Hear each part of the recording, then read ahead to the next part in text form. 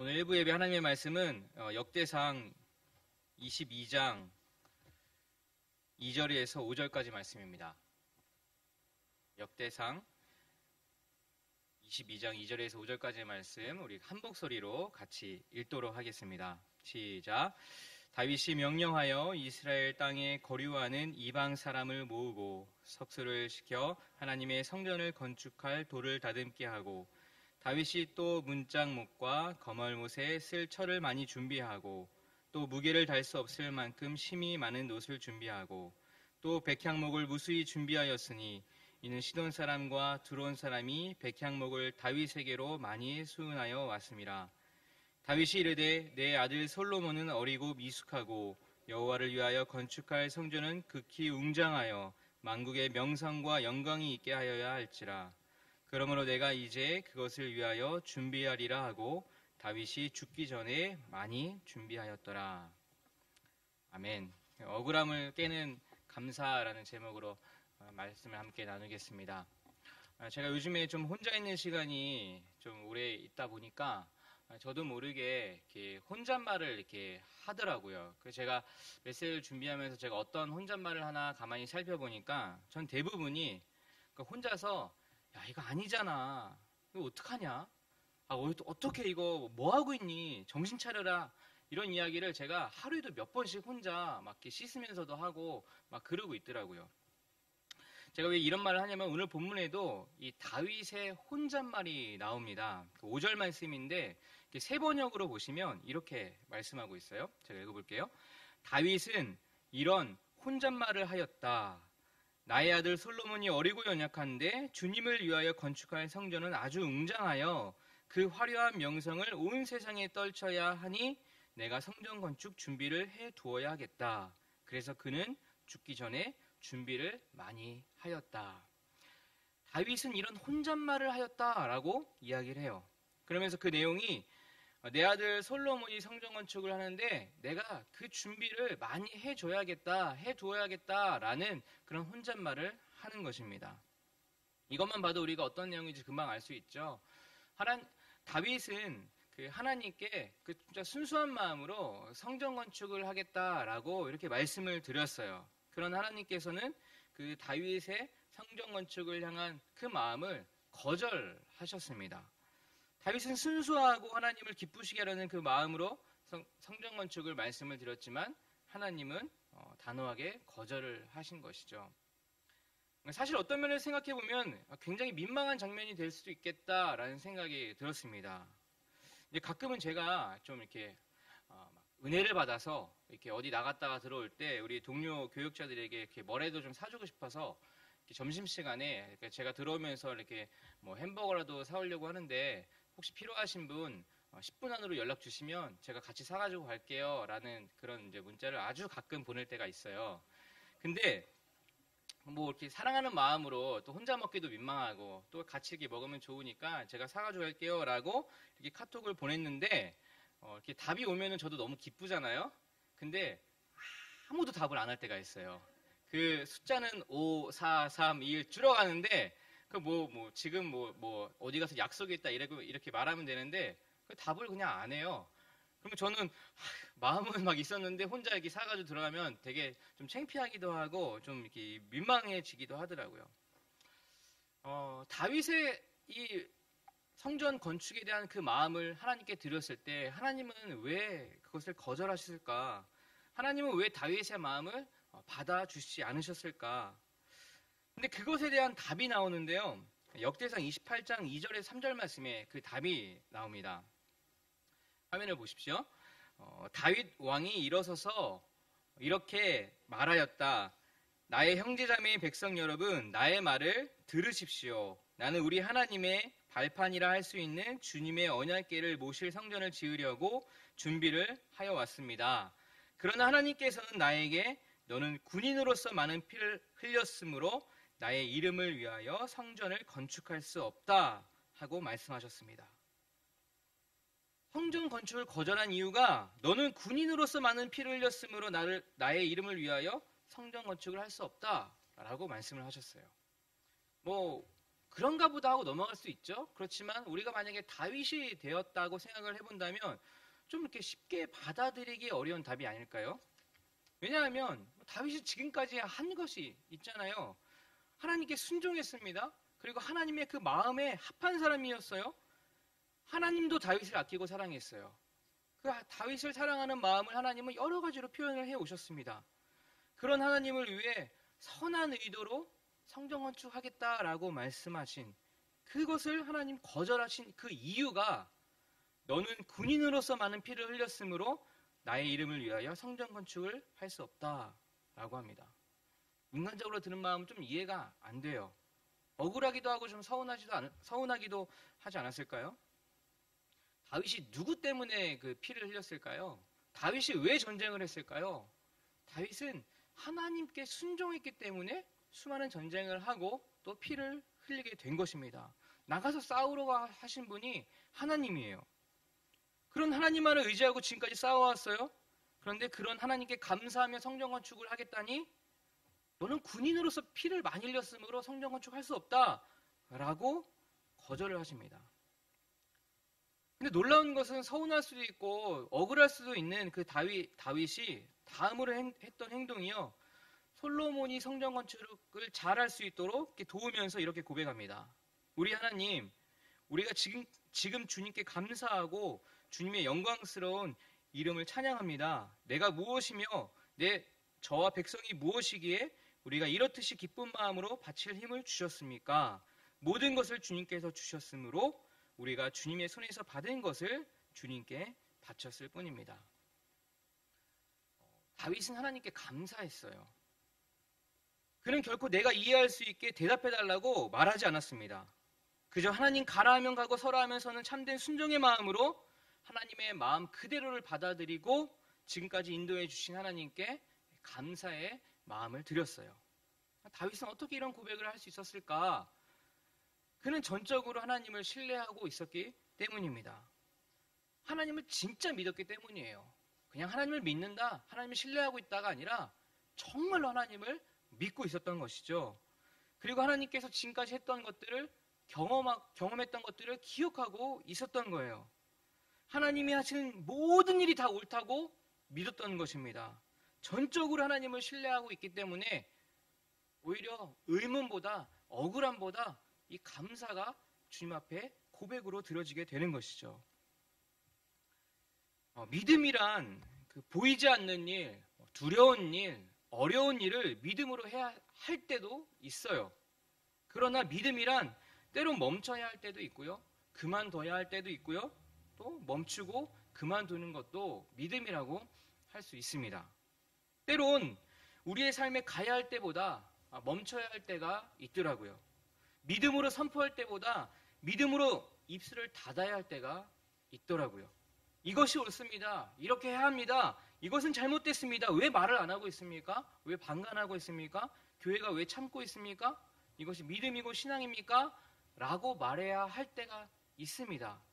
그렇지만 때로는 알지만 답답하지만 억울하지만 참고 멈추고 입술을 닫는 것도 믿음이더라고요.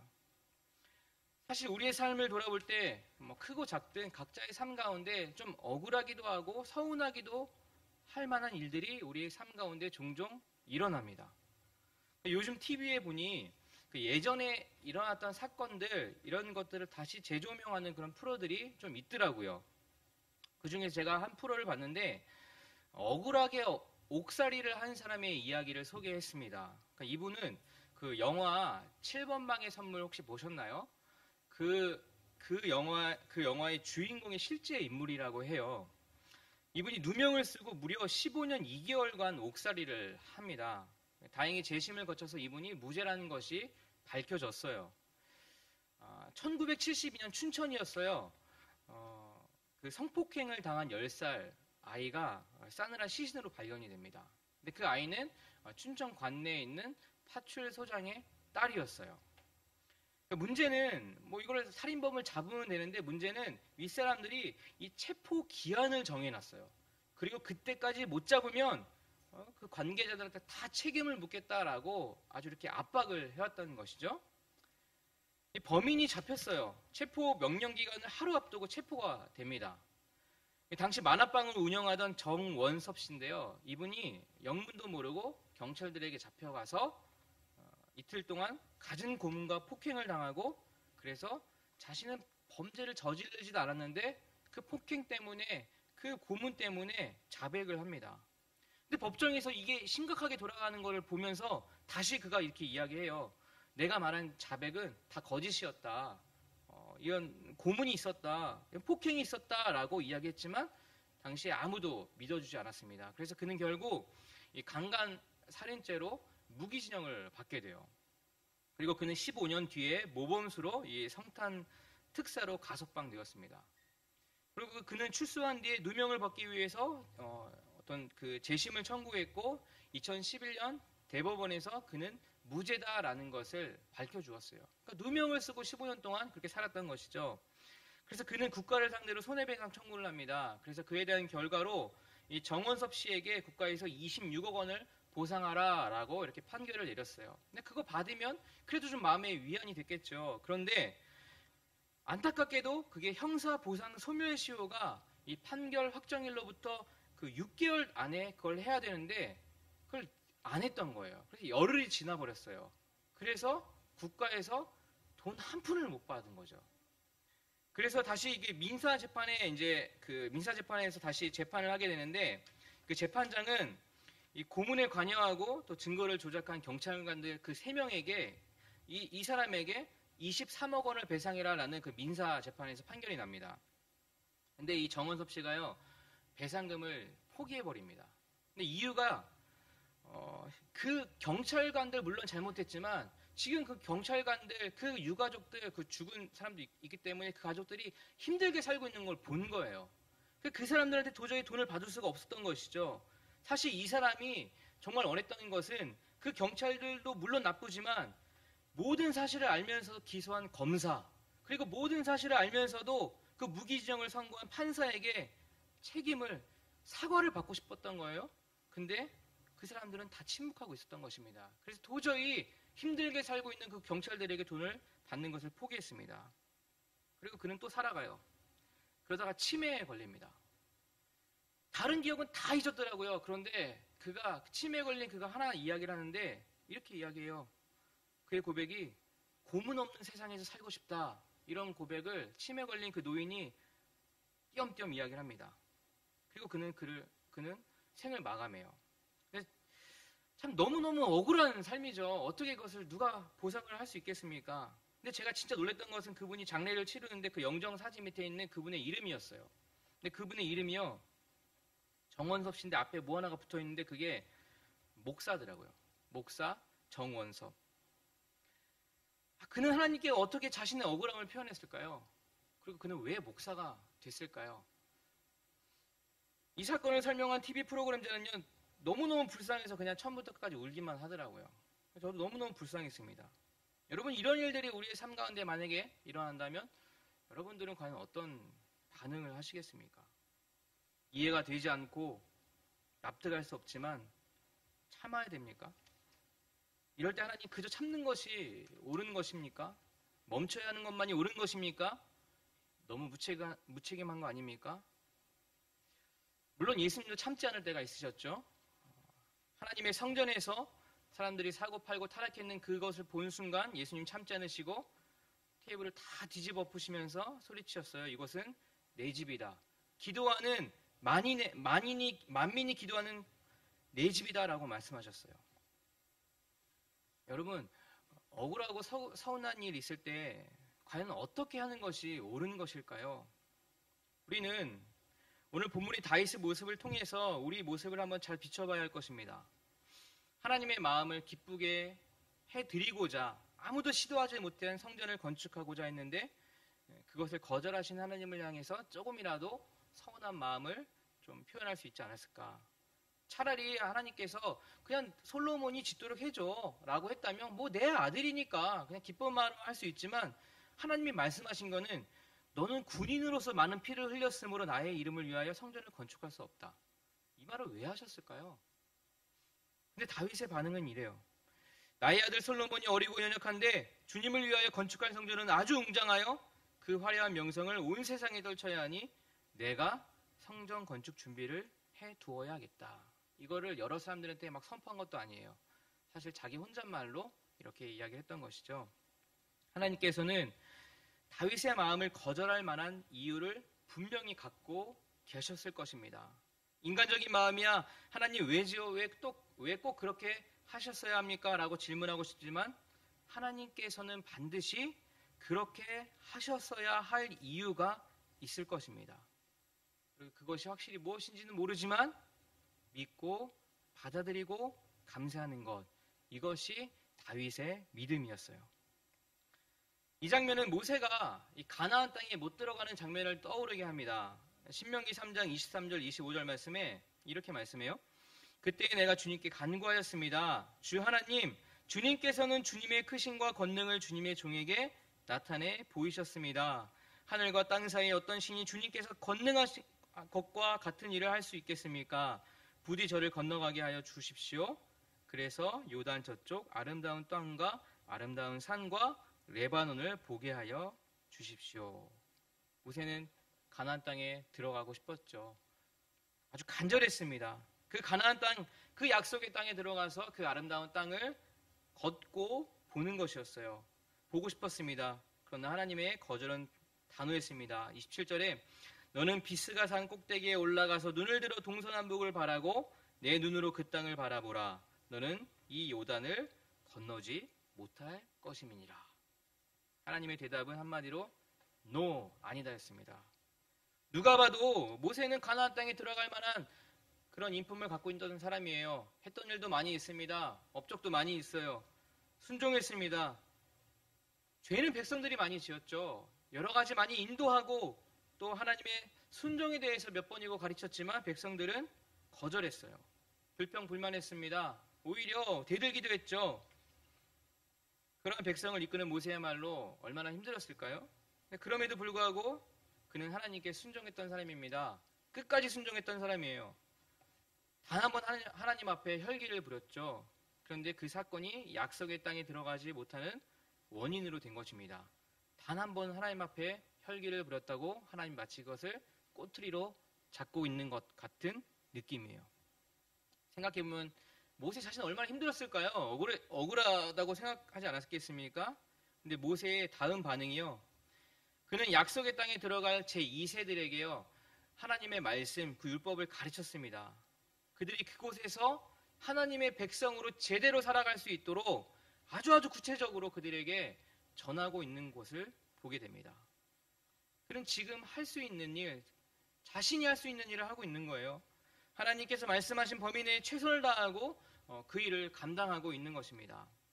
나는 왜 약속의 땅에 들어가지 못합니까? 라고 떼쓰지 않았어요. 그가 한 일은 하나님의 결정을 받아들이고 자신이 할 수 있는 일을 찾아내고 거기에 충성을 다했습니다. 우리는 나의 이해로 나의 내 생각으로 하나님의 공의하심을 받아들일 때가 있어요. 그러니까는 하나님 때론 불공평해 보이기도 하죠. 하지만 진짜 믿음은요, 하나님 믿는 그대로를 믿는 것입니다. 하나님 그분을 그냥 온전하게 신뢰하는 거예요. 제가 예전에 다녔던 그 모 교회에 전도사님이 한 분 계셨어요. 근데 그분이 이제 안수를 받고 시골에 있는 작은 교회로 이렇게 옮겨갔습니다.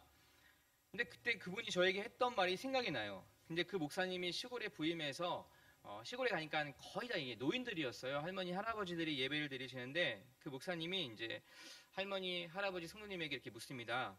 할아버지, 어떻게 예수님 믿게 되었어요? 왜냐하면 우리들도 예수님 그 믿은 그런 과정들이 있지 않습니까? 근데 그 노인의 대답이요, 되게 예상이었습니다. 예수님 어떻게 믿게 되셨어요? 라고 묻는 목사님의 말에 굉장히 얼굴 막 찌푸리면서 굉장히 귀찮으신 듯이 하시는 말씀이 아유, 그냥 믿지 뭘 따져. 그냥 믿으면 구원받고 하라면 하고 말라면 맞는 거지. 그렇게 얘기를 하는 거예요. 근데 그 목사님 제가 알기로 한국에서 제일 좋은 대학 나왔고요. 공부할 만큼 한 분이었어요.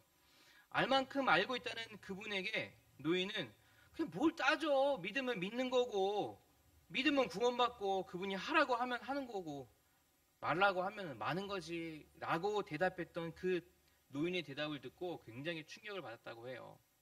굉장히 공부도 열심히 하고 여러 가지 신학에 대해서도 풍부한 지식을 갖고 있는 그분, 그 노인이 고백하는 그 믿음의 고백을 보면서 그 목사님은 저게 믿음이구나. 저게 내 머리로 내 이해로 받아들여져야 믿음이 생기는 것이 아니라 저게 믿음이구나. 그 노인의 믿음이 오랫동안 공부했던 그 목사님의 믿음보다 훨씬 크다는 것을 알게 되었다라고 저에게 말을 해 주었어요. 우리는 살면서 생각하지 못할 일들이 가끔 일어납니다. 계획하지 못한 일들이 종종 일어나기도 해요. 사업을 하다 보면 망하기도 합니다. 사업하시는 분들 처음부터 망하려고 사업하지 않아요. 사업하시는 분들 공동적으로 하시는 말씀이 사업 자리에서 하나님께 영광 올려드리고 싶습니다 라는 고백을 합니다. 너무너무 귀한 고백이죠. 근데 현실은 그렇지가 못합니다. 많은 분들이 하다가 그만두기도 하고 또 그런 마음으로 시작했지만 멈춰야 할 때도 있습니다. 어디 사업뿐이겠습니까? 그리스도인들에게는 그런 일들이 참 많이 일어나죠.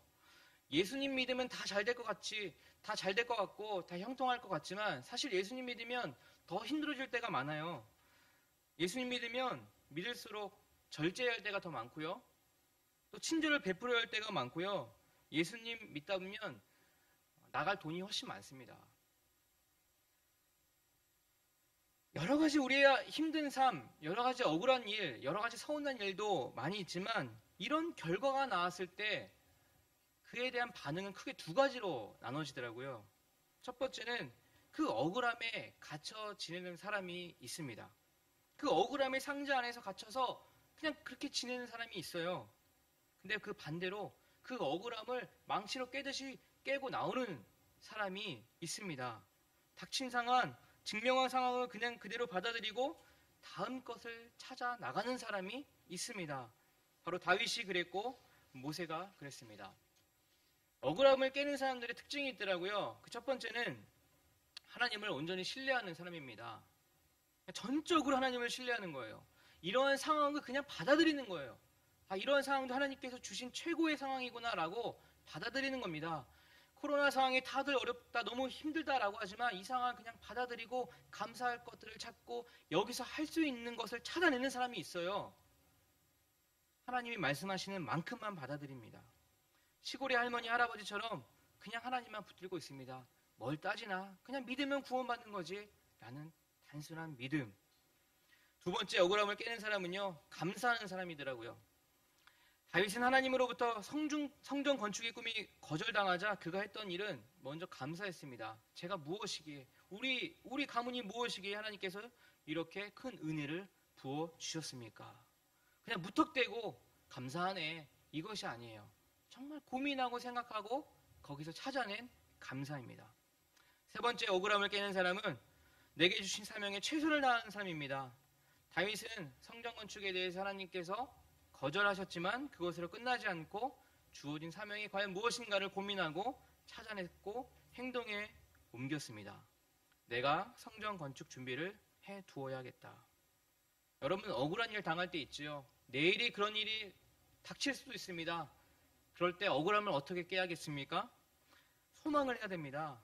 내가 거기에 주인공이 되지 못해도 소망을 품고 그것을 위해서 준비했던 다윗처럼 성전 건축을 한 사람은 사실 솔로몬입니다. 솔로몬의 업적이 대단하다라고 할 수 있죠. 그렇지만 우리가 더 대단하다고 하는 건 다윗 아니겠습니까? 솔로몬이 성전 건축을 했다라는 것으로 설교하는 분들은 저는 별로 못 봤어요. 그렇지만 다윗이 성전 건축 못했지만 그 준비를 했다라고 저도 오늘 이 본문을 가지고 나왔고 이 본문을 가지고 설교하는 분들 참 많이 있잖아요. 우리가 더 기억하는 것, 우리가 더 대단하다고 생각하는 것은 바로 다윗이었습니다. 자신이 할 수 있는 일을 찾아낼 때 그것이 하나님 기뻐하시는 것, 그것이 진짜 해야 되는 일이 참 많이 있습니다. 다윗의 혼잣말, 나의 아들 솔로몬이 어리고 연약한데 주님을 위하여 성전을 건축은 아주 웅장하여 그 화려한 명성을 온 세상에 떨쳐야 하니 내가 성전 건축 준비를 해 두어야겠다. 여러분 사람들마다 하나님이 주신 달란트가 다 있을 것입니다. 어떤 사람은 이것을 잘하고 어떤 사람은 저것을 잘할 것입니다. 어떤 일이든 내가 할 수 있는 일이 분명히 있더라고요. 억울함을 깨기 위해서 내 마음에 찾아드는 그 억울함과 울분, 분노, 서운함, 그 마음을 깨기 위해서 해야 하는 것은 때로는 삶에서 다윗처럼 조용한 혼잣말이 필요합니다. 내가 성전 건축 준비를 해 두어야 하겠다. 이런 다윗의 혼잣말이 나의 혼잣말이 되고 그 혼잣말이 기도가 되는 저희들 되기를 소원합니다. 기도하겠습니다. 하나님 아버지 감사합니다. 때로는 우리의 삶이 참 억울할 때도 있고 서운할 때도 있습니다. 왜 그러십니까? 라고 묻고 싶을 때도 있습니다. 그렇지만 다시 한번 생각할 수 있도록 인도해 주시고 다시 한번 주님을 온전히 신뢰할 수 있도록 인도하여 주시고 주님께 감사의 고백을 할 수 있는 그러한 믿음이 될 수 있도록 인도하여 주시옵소서. 감사드리며 예수님의 이름으로 기도합니다.